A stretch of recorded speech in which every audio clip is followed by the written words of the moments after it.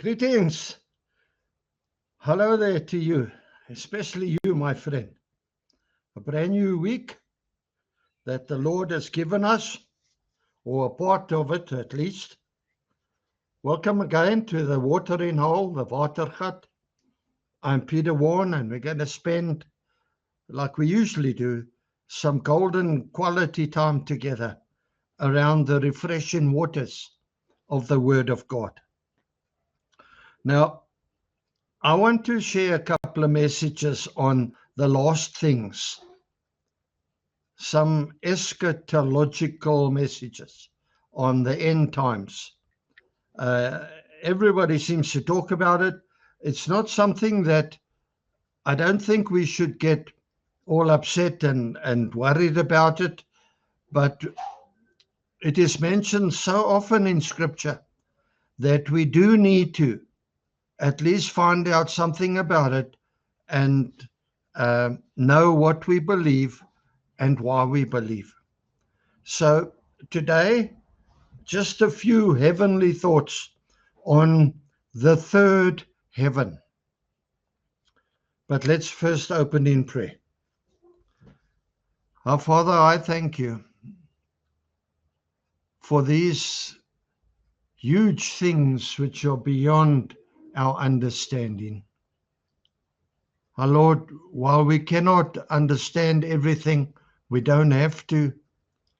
I pray, Lord, that you'll tell us today and over these next few messages, show us what we need to see and tell us what we need to know.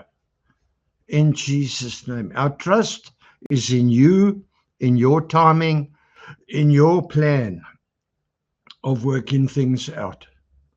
But Lord, we ask that we may be clued up as far as we need to be. For your name's sake, in Jesus' name we ask it. Amen. So, where and what is heaven? The phrase heaven and earth in Genesis 1:1, in the beginning, God created the heavens and the earth, indicate to us the entire universe, everything that is created. According to the original wording and also Jewish writings, there are three heavens. The first heaven in Genesis 1:20 is where the birds live. This is the atmosphere and the sky around us. It's also called the firmament. Secondly, the second heaven. That is where God has placed the sun, the moon, and the stars up there. The Hebrew words call it the starry heavens. And then there is the third heaven, which is where Almighty God himself dwells, where Paul was caught up to. It's from there that God reigns. Deuteronomy 10:14, the heavens, indeed the highest heavens, belong to the Lord your God. Now the third heaven is the highest place in creation. It's also called the heaven of heavens. It's where God sits on his throne and rules and reigns. It's the place that Jesus ascended to sit at the right hand of the Father. It's also the place where Satan has access to, as we read in Job when he came to test Job. So just one or two thoughts about this third heaven. Firstly, it is an actual place. It's not just something spiritual. It's a place. You can go there. Ephesians 1:20 in the NET. This power he exercised in Christ when he raised him from the dead and seated him at his right hand in the heavenly realms. 1 Peter 3:22 in the CEV. Christ is now in heaven, where he sits at the right side of God. All angels, authorities, and powers are under his control. Somewhere out there is a place where the man, Christ Jesus, is seated on his throne. 1 Timothy 2 verse 5. Number 2, it's a happening. Ephesians 2 from verse 4 in the NET.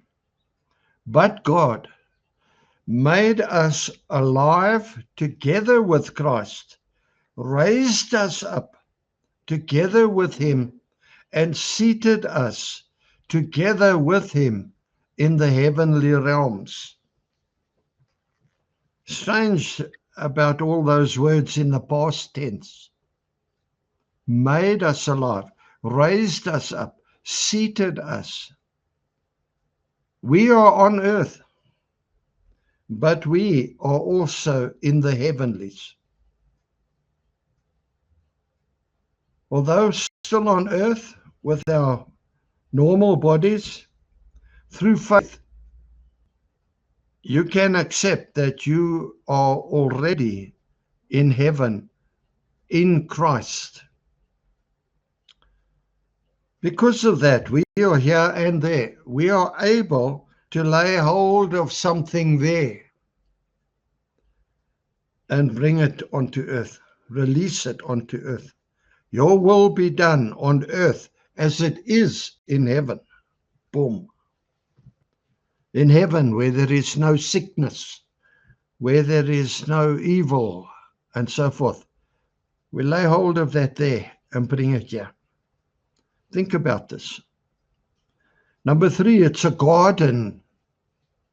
2 Corinthians 12 from verse 2 in the CEV. I know a man, this is Paul writing, a man in Christ who 14 years ago was caught up to the third heaven. And I know that this man was caught up into paradise, speaking of himself.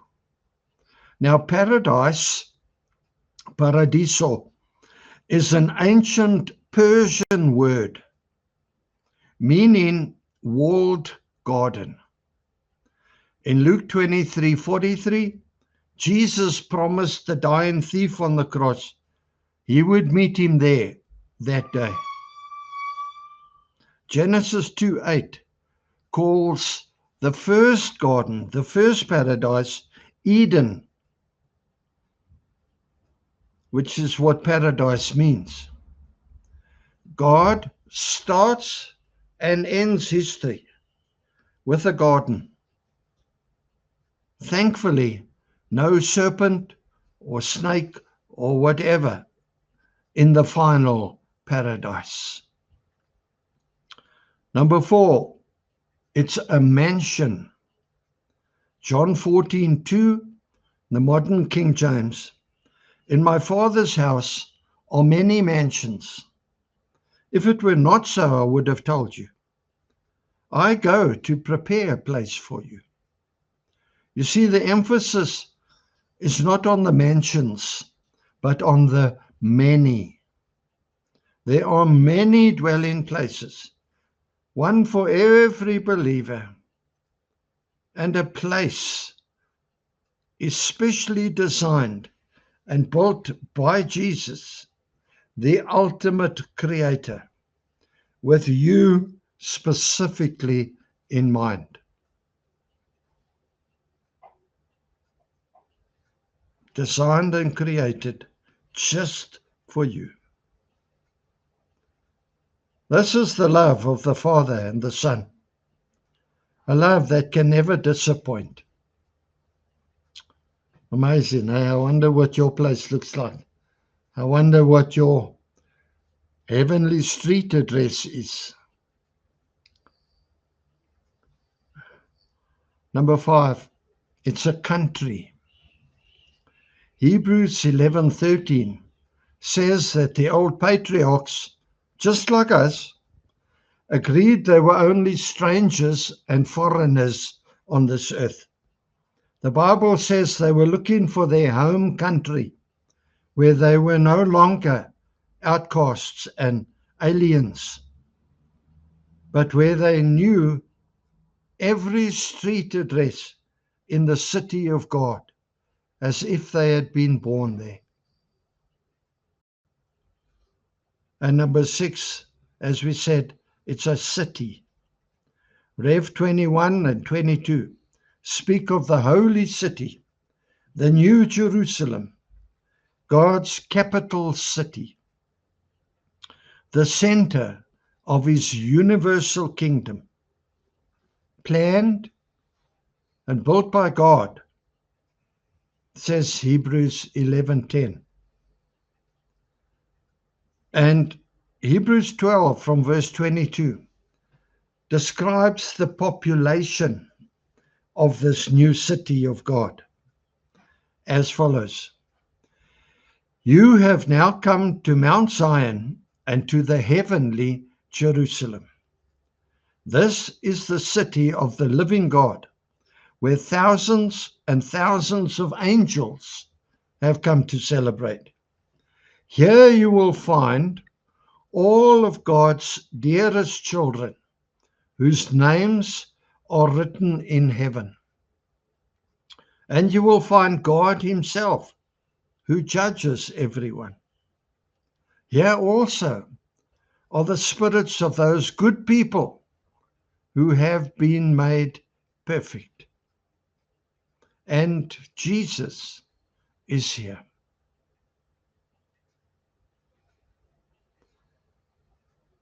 Hebrews 11:16 says that God will not be ashamed to call us his brethren, his family. He will not be ashamed to be called our God. An old Bible word for the heavenly city speaks of a community of, can I say, Lani, a community of polished, sophisticated people. In Christ, we will be those people, all royally related to God through Jesus Christ, a chosen race, a royal priesthood, a holy nation, a people for his own possession, that you may proclaim the excellencies of him who called you out of darkness into his marvelous light, says 1 Peter 2 verse 9. Hurry up, heaven. Hurry up, heaven. Now, you were not designed to be defeated in life, to miss out on heaven. Jesus died to pay for your sins, that you may be reconciled to Father God. The way you are with God at the moment of your death, that relationship is then cemented into place. You are either away from him or you are with him. You are either an enemy of God or reconciled as a child of God. The choice is yours. You need to either put your faith in Christ Jesus, in his finished work on the cross, or you can choose to refuse to put your faith in Christ. And you can say, oh, well, whatever.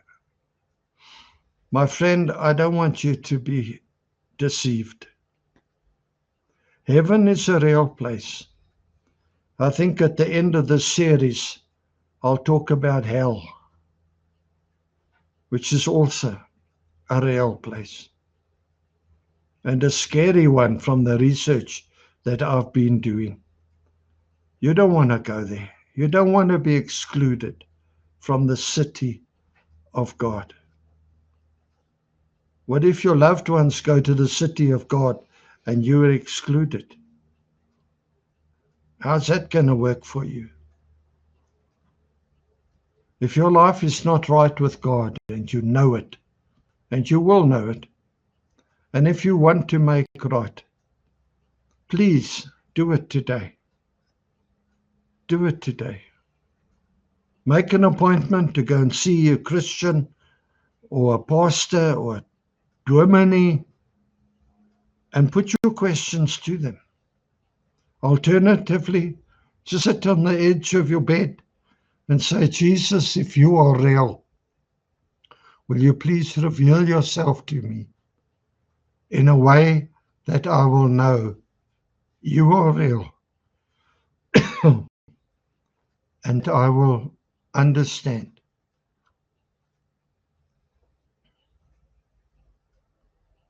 Now for the rest of us, all of us, that third heaven,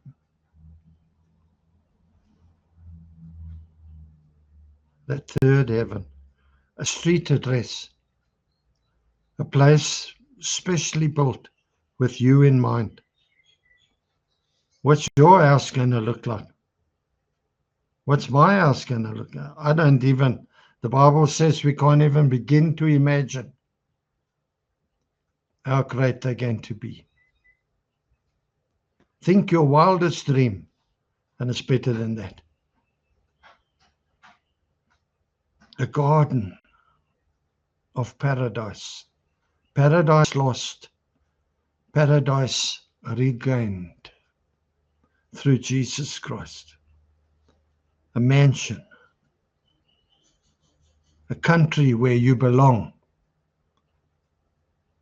where you are no longer excluded because you're a Christian.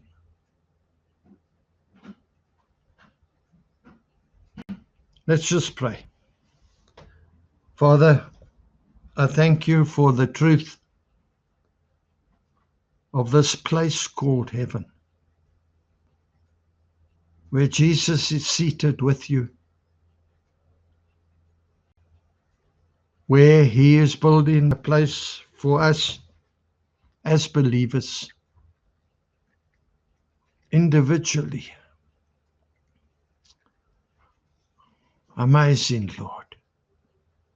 I pray that you will help us to be refreshed as we think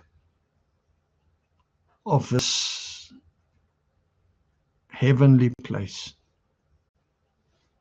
And Lord, I want to bring before you those who are in the valley of decision, who haven't decided to receive Christ. Father, will you please meet with them, reveal yourself to them in a way that they will know and understand. And Father, would you please help them? Give them saving faith to respond to your gift of salvation. May they come to a knowledge of the truth and be saved. In Jesus' name. Thank you, Father, for what you have done, what you are still doing, and especially what you are going to do. In Jesus' name. Amen and amen. That's all I want to say about the third heaven. I don't know much more than that.